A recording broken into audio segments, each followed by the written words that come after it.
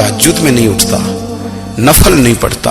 ओ मेरी मिल्लत के जवानों, मजा नहीं आ जाता जब सारी दुनिया सोई हो, सारी दुनिया, और बिस्तर भी गर्म हो और नींद भी पूरा गलबा कर रही हो, और अचानक घंटी बजे दिमाग में, आंख खुले, घड़ी पे नजर पड़े, 3:30-4 बजे का पैगाम घड़ी बताए, और कोई चढ़ती जवानी वाला उठ के वुजू करे, और जब वो मुसल्ला खोल के बिछाए तो मदीने वाले महबूब कहते हैं कि हर नमाज पे रब सवाब देता है, और जो उठ के तहज्जुद की नमाज पढ़े उसे देख के तो रब मुस्कुराता है, जो उसकी शान के लायक है, जो उसकी शान के लायक, वो मुस्कुराता है, खुश होता है कि मेरा बंदा तहज्जुद में उठ गया, वो मुस्कुराता है। काश हमारी सुबहें कभी अपने मालिक के नाम हो जाएं, काश के सुबह। हजरत अबुल हसन रहमतुल्लाह ताला अलैह हजरत मुआज़ इब्न जबल रदी अल्लाह ताला अन्हु के पास बैठा करते थे। फरमाते हैं उनसे जो प्यार बढ़ा तो फिर मेरा मुसल्ले से भी बढ़ गया। ताबीए फरमाते हैं सहाबी रसूल से मोहब्बत हुई तो जिक्र से भी हो गई, फिर दुरूद शरीफ से भी हो गई, मोहब्बत उनसे बढ़ी तो फिर अल्लाह ने मस्जिद का प्यार भी बढ़ा दिया। आप फरमाते हैं कि मेरी हर वक्त तबीयत चाहती थी कि बस अल्लाह अल्लाह करूं, बस अल्लाह अल्लाह करूं, बस ना मैं जरा थोड़ी जान छुड़ाऊं लोगों से, कुछ 10 मिनट मिले तो मैं कुछ 4 नफल पढ़ लूं, मैं थोड़ा सा ना बचूं लोगों से, और मुझे तस्बीह मिले तो मैं ना कुछ 400-500 दफा इस्तिगफार पढ़ूं, सुभान अल्लाह, अल्हम्दुलिल्लाह, अल्लाहु अकबर, ला हौला वला कुव्वता इल्ला बिल्लाह, मैं ना तस्बीहात पढ़ूं। फरमाते हैं कि बच्चे थे घर में 6-7, गुर्बत थी, काम मिलता कोई नहीं था, और मैं काम चोर नहीं था, काम ढूंढता था, पर अल्लाह की कुदरत के काम नहीं मिलता था। फरमाते हैं कि मैंने एक दिन अपनी अहलिया से कहा कि आज मैं फिर जाता हूँ काम ढूंढने, तो मेरी बीवी बड़ी फर्मा बरदार थी, पर उस दिन ना गुर्बत के हाथों तंग आके कहने लगी, आज नाना कोई तू चीज लेके आया, तो मुझसे बच्चों की भूख नहीं देखी जाती है, सब रोगां दा रोग मुहम्मद जिसदा नाम गरीबी, कंड बुला के लंघ जाते नहीं दोस्त यार करीबी, तो आज ना कुछ लेके आया तो मैं बच्चे लेके चली जाऊंगी। शेख फरमाते हैं कि मैं बड़ा परेशान घर से निकला, पर मैंने सुबह से लेके जोर तक काम ढूंढा, काम मिला कोई नहीं, तो मेरे दिल में ख्याल आया चलो काम नहीं मिलता तो अल्लाह अल्लाह तो करे ना, चलो बंदों की मजदूरी नहीं मिलती तो रब करीम की इबादत ही करते हैं। फरमाते हैं कि मैंने ना फुरात के पानी से वुजू किया, नहर के, शदीद धूप थी, साथ रेत थी और रेत तप रही थी, मैंने अपना रुमाल वहीं मुसल्ला के तौर पर बिछा लिया, और फरमाते हैं कि जोर से लेकर असर तक नमाज पढ़ी, धूप भी पूरे जोर पे, पर मेरे सजदे का ज़ौक़ भी पूरे जोर पे। फरमाते हैं सूरज भी चमक रहा है और रब की इबादत का ज़ौक़ भी पूरे जोर पे, मैं सजदा करूं तो फिर मेरा उठाने को जी ना चाहे। मेरे उस्ताद लिखा करते थे, ये उनका शेर है, वो कहा करते थे मुझे सोज दे, मुझे साज दे, और मुझे नीम शब का न्याज दे, दम सजदा खुद को मैं तोड़ दूं, मुझे ऐसा ज़ौक़े नमाज दे। और मैं तेरी बहार का फूल हूं, मैं खिला भी हूं तो तेरे लिए, मुझे मेरी शाख से तोड़ ले, मुझे अपनी जुल्फ का नाज दे। भाई फरमाते हैं कि असर तक मैंने नफल पढ़े, दिल ढलने लगा, असर की नमाज पढ़ी और मैं वहां से चला। अब मैं जब निकलने लगा तो दिल में ख्याल आया कि छोटी छोटी दीवारें हैं घर की, बगैर कुछ लिए जाऊंगा तो बीवी दूर से देखेगी तो शोर करेगी कि फिर खाली हाथ आ गया है। कहते मैंने अपनी उसी रुमाल में जिस पे मैंने नमाज पढ़ी थी ना, रुमाल में की आखी दे पंजाबी ज साफा, कहते हैं उसी में ना मैंने कुछ रेत भर ली कि वो दूर से देखेगी तो समझेगी कुछ लेके आया है, चलो जाके उसे बता दूंगा कि आज फिर मजदूरी नहीं मिली। कहते हैं वो रेत लेकर जब मैं घर में गया तो पहले बीवी दरवाजे पे खड़ी होती थी, पूछती थी खाली हाथ आ गए हो, आज मैंने देखा तो है ही कोई नहीं। फरमाते मैं अंदर दाखिल हुआ, सलाम लिए, कोने में मैंने वो रुमाल रख दिया और मैंने आवाज दी कि भली मानस कहां हो, तो वो कहने लगी आप मुंह हाथ धो ले, मैं रोटी लेके आई। मैंने कहा रोटी कहां से आ गई, यहां तो कई दिनों के फाके, तो कई दिनों की गुर्बत है, یہاں تو اس گھر میں تو فقیری ہے. فرماتے ہیں کہ وہ روٹی لے کے آئی اور اس وقت کی جو موجودہ نعمتیں تھیں سمجھ لیں سلاد اچار ہر چیز ساتھ لائی. میں نے کہا کہ بچے کہاں گئے؟ کہنے لگی وہ کھانا کھا کے کھیلنے گئے، آپ کھانا کھا لیں آ جاتے. کھانا اس نے چن دیا. میں نے حیرت انگیز لہجے میں ساری نعمتیں اپنے دسترخوان پہ دیکھ کر کے بیوی سے پوچھا یہ کہاں سے آیا کھانا؟ بچوں کو تو نے کہاں سے کھانا کھلایا؟ یہ سارا کچھ کیسا ہے؟ تو کہنے لگی پتہ نہیں آج آپ کس کریم کی مزدوری کرنے چلے گئے تھے، پتہ نہیں کس کریم کی. میرے گھر میں تو اتنی نعمتیں آئی ہیں کہ مجھ سے سنبھالی نہیں جا رہی. اتنا اناج ہے، اتنا گندم ہے، کس کریم کے دروازے آج چلے گئے تھے؟ یہ کہتے کہتے وہ اٹھی اور اٹھ کر کے کہنے لگی پہلے بڑا کچھ آیا تھا، اب کیا لے آئے ہو؟ اور جا کر کے نا اس نے وہ ریت والا رومال کھولا. کہنے لگے میں تو لے کے آیا تھا ریت، تو میرے رب نے اسے بھی سونے اور ہیرے بنا دیا تھا. جب آپ کی توجہ اللہ کی جانب، میرے نبی پاک صلی اللہ تعالی علیہ وسلم نے فرمایا ہر چیز اپنے رب سے مانگ، ہر چیز مانگ، ہر چیز مانگ. یا رسول اللہ کیا کچھ؟ میرے محبوب نے فرمایا تیرے گھر میں نمک بھی ختم ہو جائے تو وہ بھی اپنے رب سے مانگا کر. تو مانگنا وہ تجھے دے گا، تو اس کی بارگاہ میں کشکول طلب دراز تو کرنا. اور ترمذی شریف میں عجیب لفظ ہے، رسول کائنات نے فرمایا، رب کریم فرماتے ہیں جب میرا بندہ ہاتھ اٹھاتا ہے نا تو مجھے حیا آتی ہے کہ میں خالی کیسے لوٹا دوں اس کے. اتنے بڑے بادشاہ کی بارگاہ میں. او بھائی، لوگوں سے عزتیں تلاش کرتے ہو تو وہ کیا تمہیں عزت دیں گے؟ وہ تو کل اچھا کہتے ہیں پرسوں برا کہنے لگ جاتے ہیں. لوگوں کے سامنے گڈ بک میں آنا چاہو گے تو وہ تو سویرے تمہارے بارے میں کچھ کہیں گے، شام کچھ اور کہیں گے. اپنی روحانی زندگی آباد کریں، اپنے مسلح کو وقت دیں اور دنیا سے چھپ کر اس موبائل کو بند کر کے اور اپنے آپ سے بھی چھپ کے اور تنہا ہو کے چھپا کے سارا کچھ اپنے آنسو اپنے رب کی بارگاہ میں پیش کریں، اس کے حضور حاضری دیں. سنو نا ترمذی کی حدیث اور اسے یاد رکھنا. نبی پاک علیہ السلام نے فرمایا اپنے دکھ لوگوں کے سامنے نہ بیان کرنا، سیٹھوں نوابوں کو نہ بتاتے پھرنا، دنیا داروں کے سامنے جا کے نہ رونا کہ میں تکلیف میں ہوں. فرمایا اگر دنیا داروں کو دکھ بتاؤ گے رب تمہیں کبھی غنی نہیں کرے گا. اور لوگ ہیں کہ الٹا مذاق اڑائیں گے. آپ کی جس سے بڑی پکی یاری ہے نا، پکی، وہ تب تک پکی ہے جب تک آپ نے 50,000 مانگا نہیں. اور جس وقت آپ نے کہہ دیا کہ میں مجبور ہوں میری مدد کر تو پھر ختم ہو گئی دوستی.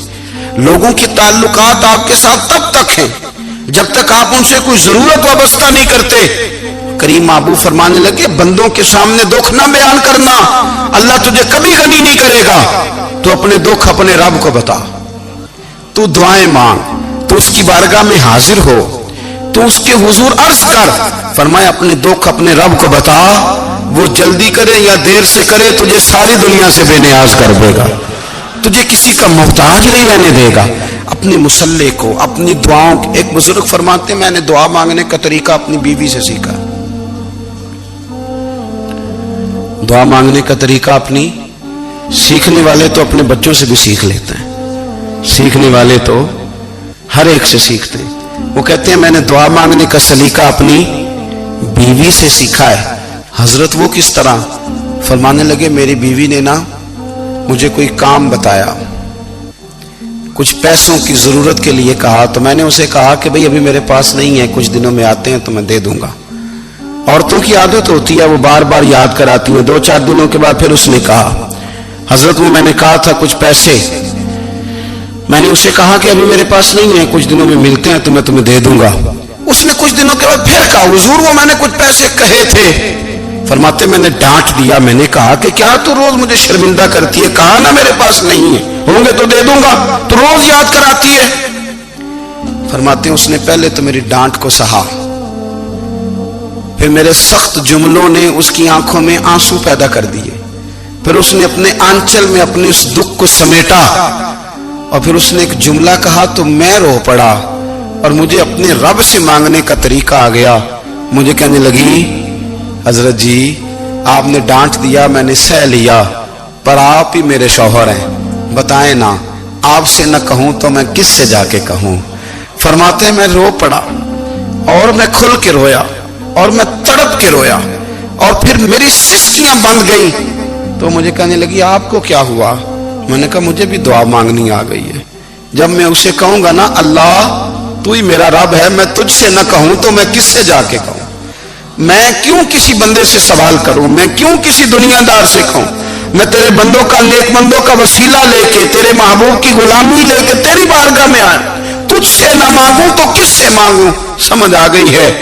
جب میں اس رنگ میں مانگوں گا تو پھر رب میرے اوپر بڑا ہی فضل فرمائے گا، وہ میرے اوپر بڑی رحمت کرے گا، وہ میرے لیے آسانیاں کرے. عزیز دوستو، ہم اس طرح کرنے لگ گئے ہیں کہ ہم نے نا اپنے تعلقات پر اعتماد کرنا شروع کر دیا ہے. میرے تعلقات بہت ہیں. ہم نے اپنی دولت پر اعتماد کرنا شروع کر دیا ہے. میرے پاس دولت بہت ہے. ہم نے اپنے علم پر، اپنی شہرت پر اعتماد کرنا شروع کر دیا ہے کہ میرے پاس فلاں چیز بہت ہے. یاد رکھنا، جب بے نیاز اپنی صفت بے نیازی دکھاتا ہے تو بڑی بڑی دولتوں والے مجبور نظر آتے ہیں. بھائیو، جب انسان کا رشتہ اپنے مالک کے ساتھ ہوتا ہے پھر تو غم بھی کچھ نہیں کہتے، پریشانیاں بھی کچھ نہیں کہتی. پھر تو زندگی صبر والی، پھر تو زندگی توکل والی، پھر تو زندگی بھروسے والی. پھر انسان اپنے آپ کو رسوا نہیں کرتا. دنیا داروں سے امیدیں اس کی ختم ہو جاتی، امیدیں اللہ رسول سے لگا لیتا ہے. مضبوط ہو جاتا ہے، مضبوط، طاقتور ہو جاتا ہے، خوددار ہو جاتا ہے، باوقار، باعزت ہو جاتا ہے. حضرت بہلول دانا رحمت اللہ علیہ بیٹھے تھے تو ہارون رشید حج کر کے آ رہا تھا. تو رستے میں حضرت شیخ سے ملاقات ہو گئی تو السلام علیکم کے بعد کہنے لگا حضور کوئی حکم ہو تو بتائیے گا. تو حضرت بہلول دانا فرمانے لگے تیرا رب کون ہے؟ اس نے کہا اللہ. تو فرمایا میرا کون ہے؟ کہا اللہ. فرمانے لگے تو بڑا ہی بیوقوف ہے، کیا تو یہ سمجھتا ہے کہ رب ہارون رشید کو تو دے گا اور بہلول دانا کو بھول جائے گا؟ تیرا بھی وہی رب ہے، میرا بھی وہی رب ہے. اس نے اگر تجھے دے کے آزمایا ہے تو ہو سکتا ہے مجھے نہ دے کے آزما رہا ہو. جب اس کی حکمت کے تقاضے ہوں گے تو عطا کرے گا اور دے گا. تو جا اپنا کام کر. بھائی، اپنی روحانی زندگی، اپنی عبادات، اپنے وظائف، اپنے روزمرہ کے معاملات، اپنی دعائیں، اپنا استغفار. دیکھو کوئی مشکل کام تو نہیں 2 رکوع ہیں سورہ واقعہ کہ اگر رات کو پڑھ لی جائے تو. میں کس طرح یہ بات بیان کروں کہ تعویذ بانٹنا آسان ہے اور وظیفہ بتانا مشکل ہے. سارا دن تعویذ بانٹیں تو لوگ لینے کو تیار ہیں، اور اگر آپ وظیفہ بتائیں تو کہتے ہیں تو مشکل کام ہے. او خدا کے بندے، اگر آپ کا تعلق قرآن پاک کے ساتھ مضبوط ہو، قرآن پاک کے ساتھ اگر آپ کا رشتہ ہو، لوگ سفارشیں ڈھونڈتے ہیں نا دنیا میں کوئی تعلق مل جائے تو میرا کام ہو جائے. دنیا میں اتنا مشکل معاملہ ہے، آخرت میں مجھے بتائیے گا کتنا مشکل معاملہ ہوگا. میرے نبی پاک صلی اللہ تعالی علیہ وسلم نے فرمایا جو لوگ سورہ ملک پڑھا کرتے تھے نا، سورہ ملک، یہ سورت ملک قیامت میں ان کی سفارش کرے گی اور اس طرح کرے گی کہ کہے گی اے اللہ یہاں اس بندے کو جنت میں داخل کر دے یا مجھے قرآن پاک سے علیحدہ کر دے. تو رب فرمائے گا جا اس کا دامن تھام کے اسے جنت تک پہنچایا. آپ بات کو سمجھیں، جب آپ کے تعلقات اپنے معاملات کے ساتھ مضبوط ہوں گے، یہ نبی کریم نے وعدہ کیا ہے کہ تو سورت واقعہ پڑھ تیرے گھر میں فاقہ نہیں آئے گا. حضرت عبداللہ ابن مسعود رضی اللہ تعالیٰ عنہ بیمار تھے تو حضرت عثمان غنی رضی اللہ تعالیٰ عنہ تیمارداری کے لیے تشریف لے گئے اور جا کر کے کہا کہ آپ بڑے بیمار ہیں، آپ کی بیٹیاں زیادہ ہیں، میں چاہتا ہوں کہ خزانے میں سے کچھ مدد کروں. تو سیدنا عبداللہ ابن مسعود رضی اللہ تعالیٰ عنہ اٹھ کے بیٹھ گئے اور کہنے لگے امیر المومنین، اللہ آپ کو میری طرف سے، میری بیٹیوں کی طرف سے بہتر صلہ دے. میری بیٹیوں کو کسی خزانے کی ضرورت نہیں، میں نے انہیں خزانہ دے دیا ہے. کہا جناب آپ نے کون سا خزانہ دیا ہے، میں آپ کے مالی معاملات کو جانتا ہوں. تو فرمانے لگے امیر المومنین، میرے نبی کریم نے فرمایا ہے جو سورت واقعہ پڑھے اسے کبھی فاقہ نہیں آتا. میں نے بیٹیوں کو یاد کرا دی ہے، یہ خزانہ میں نے انہیں دے دیا ہے. وہ سارے والدین سنیں جو بیٹیوں کے لیے پریشان رہتے. حضرت عبداللہ ابن مسعود نصیحت کر رہے ہیں، فرمانے لگے میں نے سورت واقعہ یاد بھی کرا دی ہے، پڑھنے کی عادت بھی ڈال دی ہے. حضور نے فرمایا ہے جو سورت واقعہ پڑھے اسے فاقہ نہیں آتا. کہنے لگے چاند تو اپنی جگہ چھوڑ سکتا ہے، سورج گر سکتا ہے، تارے ٹوٹ سکتے ہیں، پر مدینے والے رسول کی بات غلط نہیں ہو سکتی. حضور نے فرمایا فاقہ نہیں آئے گا تو انشاءاللہ کبھی بھی نہیں آئے گا. کرنے کا کام یہ ہے کہ ہم اپنے معاملات، اپنی عبادات، اپنی دعائیں کبھی 10 منٹ عادت ہو جائے نا دعا مانگنے کی علیحدہ سے رات کو. حضور نے فرمایا جو فرض نماز کے بعد دعا مانگے اللہ اس کی قبول کر لیتا ہے. نبی پاک صلی اللہ تعالی علیہ وسلم نے فرمایا اللہ مسافر کی دعا قبول فرماتا ہے. حضور نے فرمایا اللہ مظلوم کی دعا قبول فرماتا ہے. حضور نے فرمایا بیمار سے دعا کراؤ اللہ اس کی دعا قبول فرماتا ہے. میرے نبی پاک نے فرمایا ماں باپ جب بھی اولاد کے لیے ہاتھ اٹھائیں، ویسے تو بلے شاہ تو آسمانی اڑ دیا ہی پھڑ دیں، جڑا گھر بیٹھا انہوں بڑھیا ہی نہیں. حضور فرمانے لگے ماں باپ جب بھی اولاد کے لیے دعا فرمائیں اللہ ان کی دعا کو قبول کرتا ہے. آپ اپنا تعلق بنائیں دعا کے ساتھ، عبادت کے ساتھ، مصلی کے ساتھ رشتہ بنائیں، استغفار پڑھیں. صلاح الدین ایوبی صلیبی جنگوں میں تھے. رات کو مسجد اقصی میں نماز پڑھی تو پریشان تھے. ایک بزرگ سے ملاقات ہوئی تو وہ کہنے لگے کہ آپ بڑے پریشان ہیں. کہنے لگے حضور پریشان اس لیے ہوں کہ پہلے ہی مسلمان کمزور ہے، اب میں نے سنا ہے دشمن کا ایک بحری بیڑا وہ جنگی سامان سے بھرا ہوا آ رہا ہے، تو اب ان کے پاس اور تلواریں اور نیزے آ جائیں گے، مسلمانوں کے پاس پہلے ہی وسائل کی کمی ہے، پریشان ہو کس طرح کر کے مقابلہ کریں گے.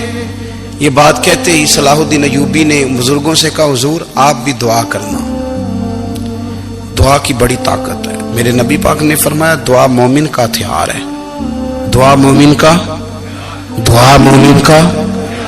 حضور نے فرمایا تقدیر کو سوائے دعا کے کوئی چیز نہیں بدل سکتی.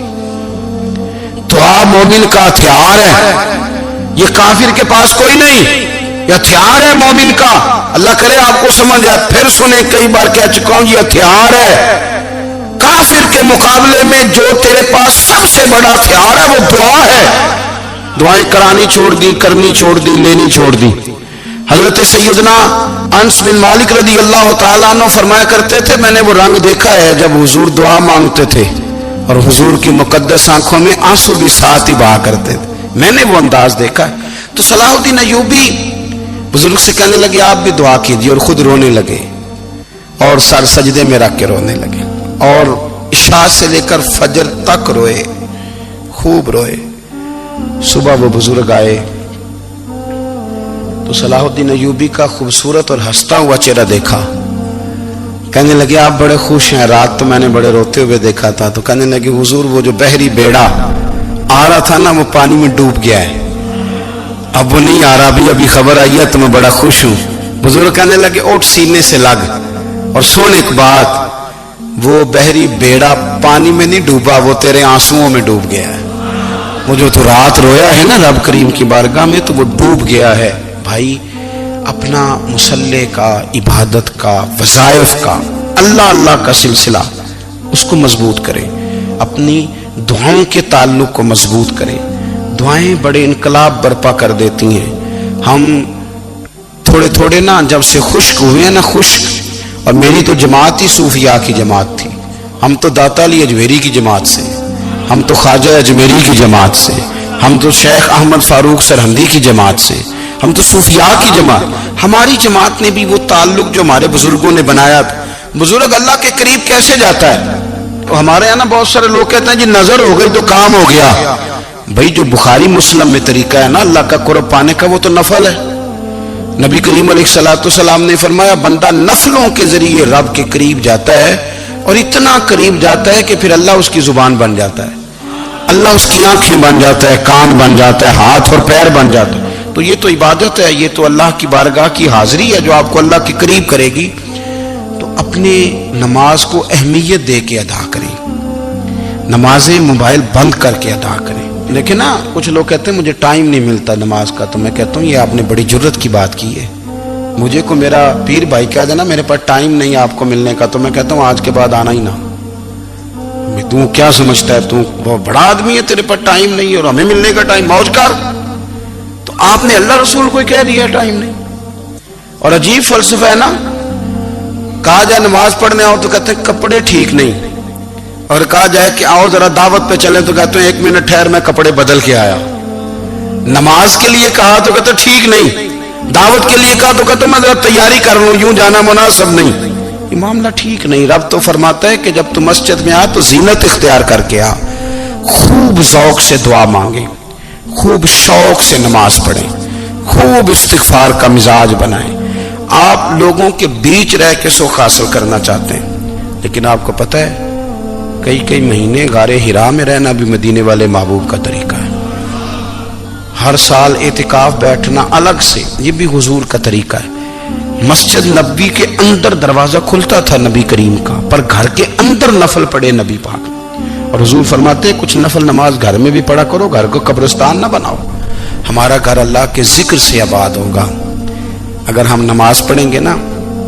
میں جب سنت پڑھنے کے لیے گھر میں کھڑا ہوتا ہوں تو میرا جو 2.5-3 سال کا بیٹا ہے نا، وہ بھی میرے ساتھ نماز پڑھنی شروع کر دے، اسے پتہ کوئی نہیں نماز کیا ہوتی ہے، لیکن وہ بھی نا سجدہ نہ بھی کرنا ہے تو ساتھ لیٹ ضرور جاتا ہے۔